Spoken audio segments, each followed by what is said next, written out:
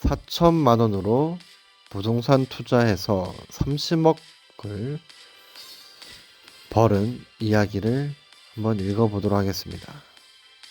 부동산 고수가 쓴 글입니다. 끝까지 한번 읽어봐 주세요. 작년에 글 쓴 거에 이어서 다시 한번 글을 써보려고 해. 30억은 살짝 양념이고 다 판다고 가정하면 2, 3억 모자랄 것 같네. 저글 이후의 상황을 이야기하면 썩다리에 몸테크 들어갔고 철선 쪽 하나 갭으로 사서 두 개가 그동안 9에서 10억 정도 오른 상태야.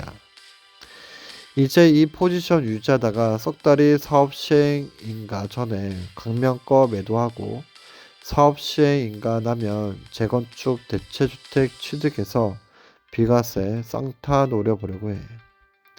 전에 글이 반응이 좋아서 그때 못했던 이야기들, 불인이들에게 해주고 싶은 이야기들 추가해서 글을 써봐.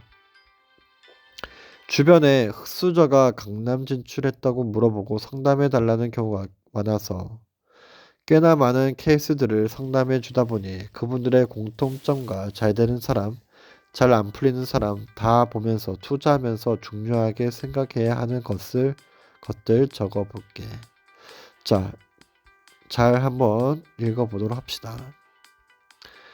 첫 번째, 소득이 우선이다. 나도 그렇고 부동산 많은 유튜버들이 자기들이 가난했다가 부동산이나 투자로 돈을 많이 벌었다고들 하니까 그냥 투자만으로 될 거라고 생각하는데 시드가 적으면 덩치를 키우는데 오래 걸림. 나도 2억까지 오는데 5년 정도 걸린 것 같아. 그 기간을 줄여주는 게 소득이야.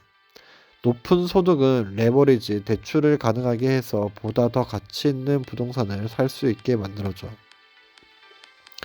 예를 들어 신혼부부가 각각 1억씩 모아서 2억으로 시작한다 해도 부부가 소득이 높으면 4억 정도 대출 내서 6억 정도 집을 사는 건 그리 부담스럽지 않거든.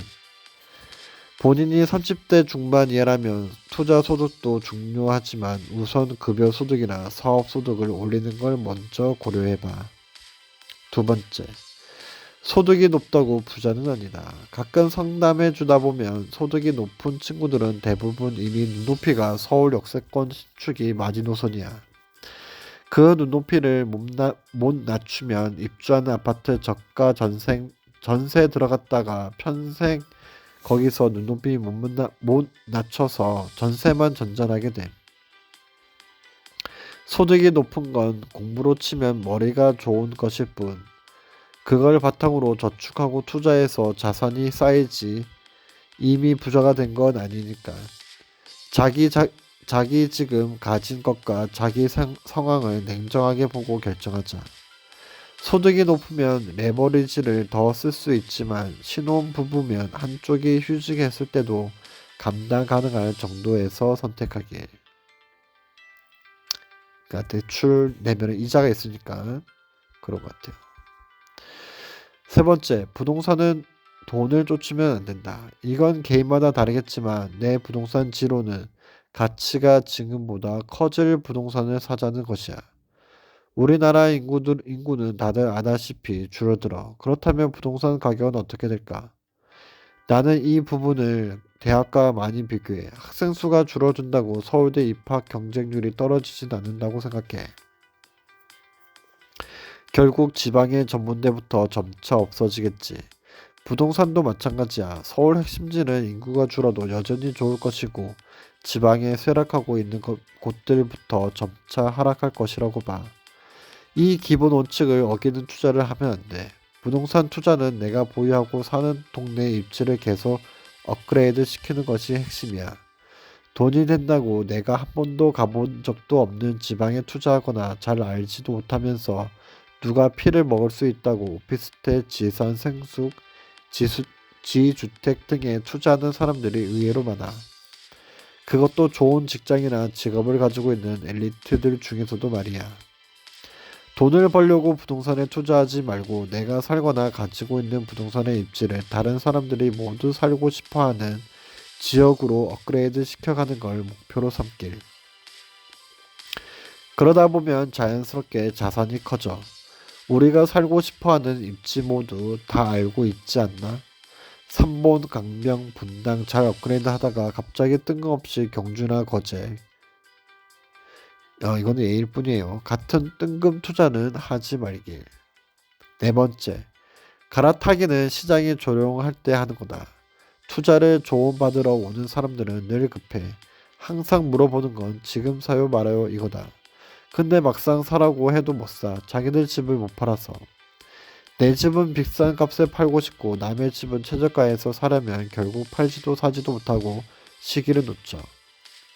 갈아타기를 보통 상급지로 갈아타기를 하는데 상급지가 먼저 상승하기에 내 걸 제값 받고 나면 살 집은 벌써 1, 2억 저 멀리 달아나고 난 후야. 갈아타기는 시장이 조용할 때 하는 거야. 왜 죄다 달려들고 있을 때 사려고 해.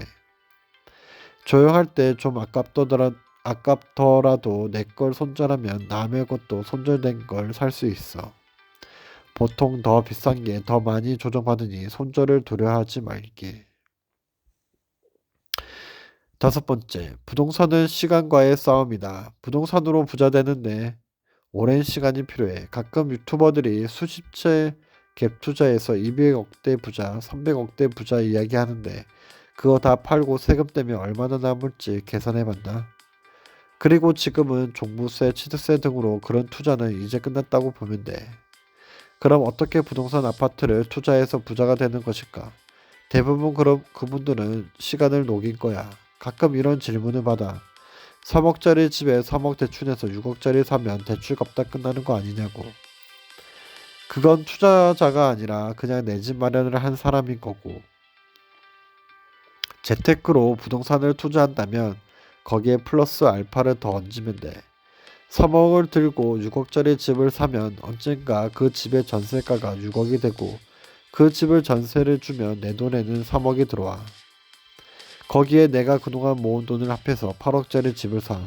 그렇게 2주택이 되면 일시적 1가구 2주택을 계속 돌리거나 석 달이 재건축을 사서 그 집이 새 집이 되면 또 그 집을 세 주고 다시 집을 사고 이런 식으로 투자해서 자산을 불리는 것이 일반적이야.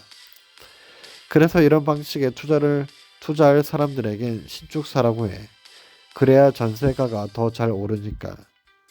아파트 투자는 이런 식으로 전세가의 상승과 그동안의 나의 저축액을 더해서 점차 눈덩이를 키워가는 투자라 시간이 오래 걸려. 현재 강남에 살거나 부동산으로 자산을 이루신 많은 분들이 이런 분들이지. 단기간에 10억을 만드는 비법 그런 건 없어. 그런 건 시장이 만들어주는 거지. 주식처럼 적은 시드로 미래를 잘 예측해서 1년 만에 수십억대 부자가 되고 그런 시장이 아니야. 그래도 이런 식으로 20년 우직하게 저축하고 갈아타다 보면 강남 자가 마련 정도는 장담할 수 있어. 여섯 번째, 부동산 공부는 우선 이것들만 생각해보길. 저번 글에서 부동산 공부는 어떻게 시작하면 되냐고 많은 질문을 받았어. 어떤 분들은 공인중개사 공부를 하면 부동산 공부가 되냐고도 하셔. 내 생각에 부동산 투자를 하기 위한 공부는 기본적으로 두 가지로 나뉘어. 우선 어떤 부동산이 좋은 부동산인지를 구별하는 눈. 이건 자동차 비교하는 거랑 비슷해. 돈 많으면 좋은 거 사면 돼. 근데 그 돈이 모자라니 대부분 깡통 그랜저, 프록션 소나타처럼 고민을 하지. 이건 트렌드를 느끼면 되는 거라 공부보다는 대중의 성향을 인터넷, 오프라인 등에서 파악하는 거야. 예를 들어 역세권 대단지, 한강변, 신축, 강남 접근성 이런 것들 말이야. 일정 부분 공부가 필요한 부분도 있어. 몇 년씩부터 지하 주차장이 연결되는지, 안목 치수가 적용되는지, 추후 재건축이나 리모델링 사업성이 있는지 등등. 본인의 취향이 아닌 대중의 취향을 파악하는 걸 공부라고 할 수 있을지 모르겠지만 이게 가장 중요해. 그 다음은 진짜 공부가 필요한 법과 경제야. 어떤 것을 살지는 트렌드가 고려되지만 어떤 시점에 살지는 이 부분에 대한 공부가 필요해. 정부가 정책이나 법률안을 내놓으면 그게 무슨 뜻이며 나에게 어떠한 영향을 미치는지 바로 알 수가 있을 정도가 필요해. 괜히 부동산 유튜버들이 언제 사야 되는지 떠드는 거 보지 말고 이런 거 공부해봐. 미국채와 우리나라 국채가 어떻게 변하는지, 그에 따라서 우리 대출이 직접적으로 영향 미치는 국채 5년물이 어떻게 변화하고 있고 시장은 어떻게 예측하고 있는지, 토지거래 허가 구역은 무엇인지, 비과세는 무엇인지, 종상향 기부 체납 등은 무슨 뜻인지, 수십억짜리 재건축 재개발을 투자하면서도 관리처분 인가가 무슨 의미인지도 모르시는 분들이 많아서 깜짝 놀랐다. 공부는 이런 걸 하는 거야. 이게 다 준비가 됐으면 룰은 다 익힐 거야. 그 다음부터는 감각이야. 냉정하게 시장 바라보고 어느 시점에서의 결단. 사실 잘 알아도 이 결단이 안 돼서 한 끗 차이로 계속 어긋나시는 분도 많아. 이건 뭘로 바꿀 수 있을런지는 나도 모르겠어. 7번째. 잘 아는 것만 투자해라. 마지막으로 아는 것만 투자하길. 부동산 사본 적도 없는 사람들이 경매하면 싸게 부동산 살 수 있지 않냐. 모아타운 여기 투자 어떠냐. 신축 빌라 투자 어떻게 생각하냐고 물어봐. 물론 경매로 좋은 부동산을 살 수도 있고 모아타운이나 빌라도 잘 사면 수익이 나는 경우도 있어.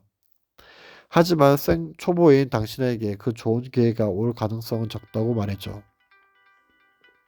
대단지 역세권 25평 감정가 10억짜리 물건이 5억에도 낙찰이 안 되고 있어. 그걸 보고 이미 본인의 집인 것처럼 들떠있지. 그럴 경우 대부분 인수해야 할 임차 보증금이 있는 건데 그건 뭔지도 모르는 게 대부분이야. 세상에 초보자들이 싸게 살 수 있는 부동산은 비법은 없어. 그나마 아파트가 시세가 분명하니 호구안내고 살 수 있는 거지.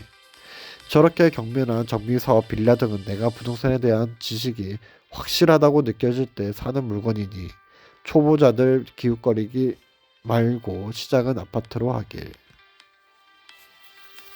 그렇군요.